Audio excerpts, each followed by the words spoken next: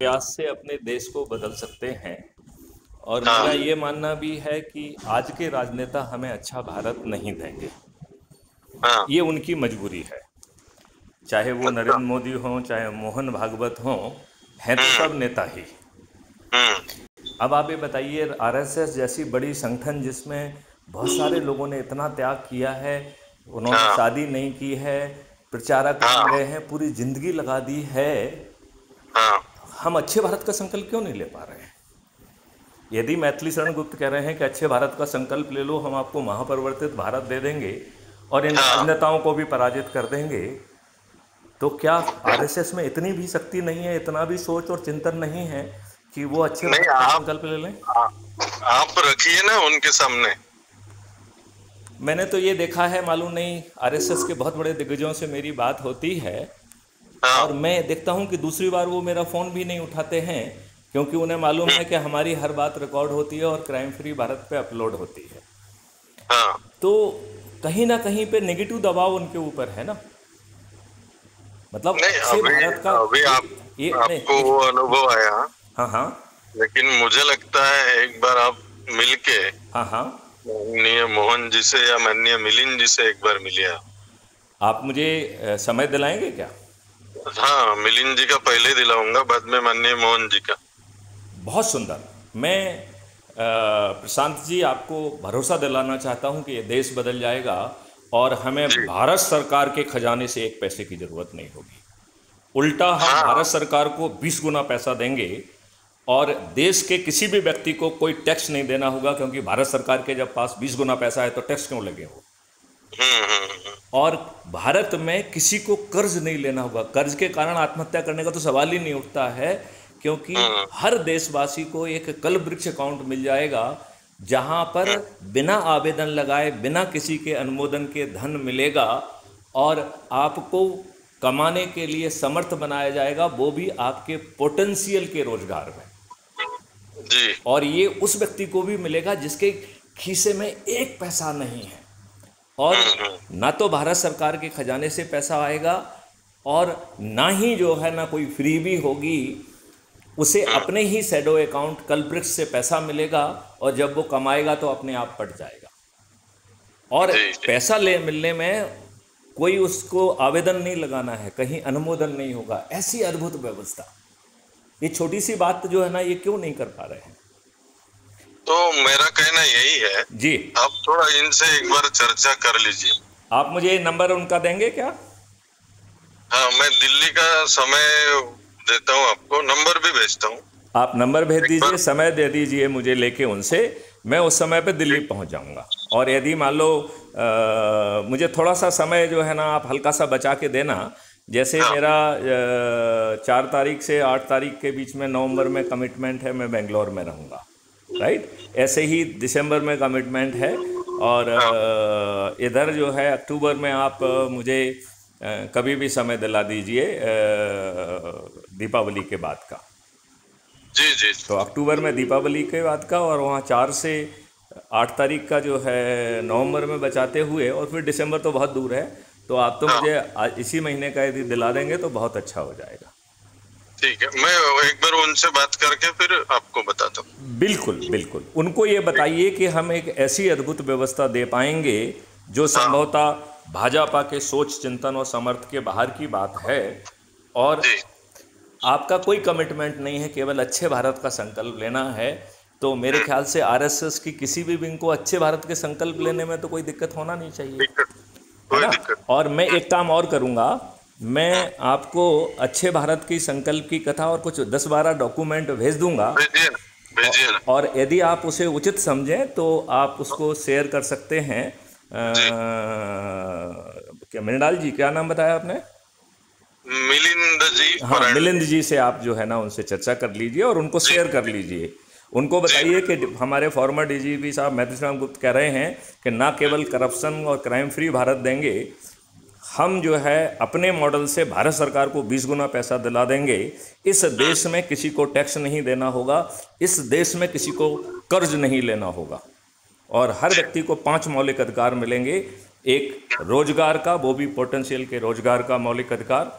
दूसरा जो मिलेगा वो मिलेगा शिक्षा का मौलिक अधिकार, और वो आज की शिक्षा नहीं होगी, वो लॉर्ड मैकाले की शिक्षा नहीं होगी, वो आपके पोटेंशियल को रियलाइज करने के लिए आपके माइलस्टोन को रियलाइज करने वाली शिक्षा होगी। ऐसे ही भोजन की भी व्यवस्था मिलेगी, स्वास्थ्य की अद्भुत व्यवस्था मिलेगी, जिसमें सभी पैथियाँ आपकी सर्विस में होंगी। भारत के 144 करोड़ लोगों को एक डेडिकेटेड हेल्थ वॉलंटियर मिलेगा, और साथ में ही खुशहाली और समृद्धि भी मौलिक अधिकार के तहत मिलेगी, और हर व्यक्ति को मिलेगी, गरीब से गरीब व्यक्ति को मिलेगी। भारत सरकार के खजाने से एक पैसा नहीं लिया जाएगा। तो जब भारत सरकार के खजाने से एक पैसा नहीं ले रहे हैं, उल्टा 20 गुना पैसा पहुंच रहा है, तो भारत सरकार की ये प्रायोरिटी क्यों नहीं होना चाहिए? बताइए, माननीय नरेंद्र मोदी जी की प्रायोरिटी नहीं होना, मैं तो इसे देशद्रोही कहूँगा। लोग बाग खूब कहें कि मोदी है तो मुमकिन है, और मोदी है तो मुमकिन है ये असंवैधानिक स्लोगन है। आप कहेंगे क्यों साहब असंवैधानिक क्यों है? क्योंकि प्राइम मिनिस्टर में कोई शक्ति निहित नहीं है। हमारे संविधान ने सभी शक्तियां जो है कलेक्टिव कैबिनेट में दी हैं। तो मोदी का कैबिनेट है, संभव है, ये तो स्लोगन हो सकता है, लेकिन मोदी है तो मुमकिन है, ये असंवैधानिक स्लोगन है। ये बात आप मानते हैं कि नहीं मानते हैं? मोदी का कैबिनेट है तो मुमकिन है कहेंगे तो मुझे आपत्ति नहीं है, लेकिन मोदी है तो मुमकिन है, ये असंवैधानिक स्लोगन है। सही बात मानते हैं कि नहीं मानते? हो गया समझो। क्या हो गया? व्यक्तिगत हो गया समझो। व्यक्तिगत को जो है ना पावर नहीं दिया ना संविधान ने। संविधान ने पावर, देखिए ये बताइए, जवाहरलाल नेहरू ने 1948 में जब हम जीत रहे थे, किस संवैधानिक अधिकार के तहत वो ऑल इंडिया रेडियो में गए? क्या उन्होंने अपने होम मिनिस्टर श्री सरदार पटेल से जो ना क्यों मंत्रणा नहीं की? उन्होंने अपने कैबिनेट में रख के इसे अनुमोदित क्यों नहीं कराया? अरे भाई साहब, कैबिनेट में अनुमोदन के बाद राष्ट्रपति का अनुमोदन मिलने पे जो है ना आपका आदेश जो है ना संवैधानिक माना जाएगा। हमारे प्रधानमंत्रियों के अधिकांश कृत्य असंवैधानिक हैं। ये लोग अलोकतांत्रिक भी हैं और असंवैधानिक भी हैं। मोदी मुमकिन है एक असंवैधानिक स्लोगन है, मोदी का कैबिनेट है तो संभव है, ये संवैधानिक स्लोगन है। बरोबर। ये व्यक्ति जो है ना व्यक्ति विशेष बन गए। क्या है ये बताइए? इस स्टेज में माननीय नरेंद्र मोदी जी को अपनी नकली डिग्री बनाने की क्या जरूरत थी? जब जो है ऑलरेडी सैटेलाइट ऑर्बिट में था, तो अब उसमें टेक्नोलॉजी का ज्ञान क्यों देना था उसमें? आप बताइए मुझे। बरोबर। आप ये बताइए, आपको ये कहने का क्या हक है कि साहब अभी जो है ना सर्जिकल स्ट्राइक कर देते हैं क्योंकि क्लाउड है? यदि आप में ज्ञान नहीं है तो चुप रहिए ना। आप कह रहे हैं मेड इन इंडिया, क्या इतनी अकल नहीं है कि हम ये बता सके कि हमें इंडिया में पहले क्या बनाना है, और इसके लिए कौन सी बड़ी अकल की जरूरत है? जिसमें आपका एक्सपोर्ट में पैसा जा रहा है वो इंडिया में पहले बनाना है कि नहीं बनाना है? बरोबर। तो ये मेड इन इंडिया की जगह made in India what ever is being imported from outside, ये स्लोगन क्यों नहीं है? क्योंकि अकल नहीं है तो चाय बेचने वाले ना। बरोबर। चाय बेचने वाला इस देश को चलाएगा तो ऐसे ही देश चलेगा। ये इसको जो है ना चाय नुक्कड़ और इसको जो है ना चीप जो है ना स्लोगन के माध्यम से तो कह सकते हैं, लेकिन इससे ये देश नहीं बदलेगा। और हम तो माननीय मोहन भागवत जी से भी कह रहे हैं, भाई साहब 75 साल के बाद किसी दूसरे को मौका दे देते यार। कब तक चिपके रहोगे और क्यों चिपके हुए हो? क्या देश हित में है ये?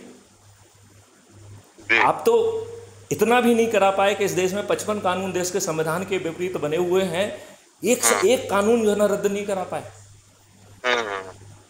तो फिर हम ज्ञानी कहाँ हैं? और आपके साथ तो इतने ज्ञानी जुड़े हुए हैं, वो इतने भयकारक क्यों हैं कि मैथिली गुप्त से बात करने में उनकी फटती है? आज आपके जो है ना आरएसएस में एक ऐसा विद्वान नहीं है जो मैथिली गुप्त से साक्षात कर ले। इनके आपके जो कानीतिकर हैं, जो कि शिक्षाविद कहते हैं, मैंने उनको 2-3 बार फोन लगाया, उनकी इतनी औकात नहीं है कि मेरा फोन उठा लें। कौन? वो कानितकर जी है ना, जो एक शिक्षाविद हैं, आपकी शिक्षा पे काम करते हैं। हाँ। उनकी मुझे इतनी जो है औकात थोड़ा नहीं है कि मेरा फोन उठा लें, मुझसे साक्षात कर लें। क्या करेंगे ये लोग? कुछ नहीं कर पाएंगे, क्योंकि औकात नहीं है। अदरवाइज ये बताइए, जानने के बाद कि Maithili Sharan Gupt farmer DGP president crime free Bharat आपसे बात करना चाहते हैं, फोन ना उठाना दुष्टता है। ये आप जो है ना मुझे हाँ सर, हाँ, आप थोड़ा सा डॉक्यूमेंट्स और आपका परिचय भेजिए तो मुझे मैं व्हाट्सएप पे। आपको अपना परिचय भेजता हूँ, डॉक्यूमेंट भेजता और हूँ। हाँ, और और मैं आपको ये भी मैं बताना है कि आगे। मैंने एक राजनीतिक पार्टी का भी गठन किया है। हाँ मैं इस देश के सभी राजनेताओं को पराजित करने की हिम्मत, औकात और क्षमता रखता हूँ। ये राजनेता करोड़ों रुपए खर्च करेंगे और हमारा चंद्रगुप्त किसी से ये भी नहीं कहेगा कि मुझे वोट दो। इसके बावजूद भी सभी राजनेता हारेंगे, हमारा चंद्रगुप्त जीतेगा। प्रशांत जी, मैं आपको इस बात का भरोसा दिलाता हूँ। नहीं ठीक है ना, आप भेजिए तो एक बार मैं समझ लेता हूँ फिर आगे। चलिए, मैं आपका बहुत जी बहुत आभारी रहूंगा। जी थैंक जी यू। जय हिंद, जय भारत, जय वंदे मातरम, जय गुरुदेव। वंदे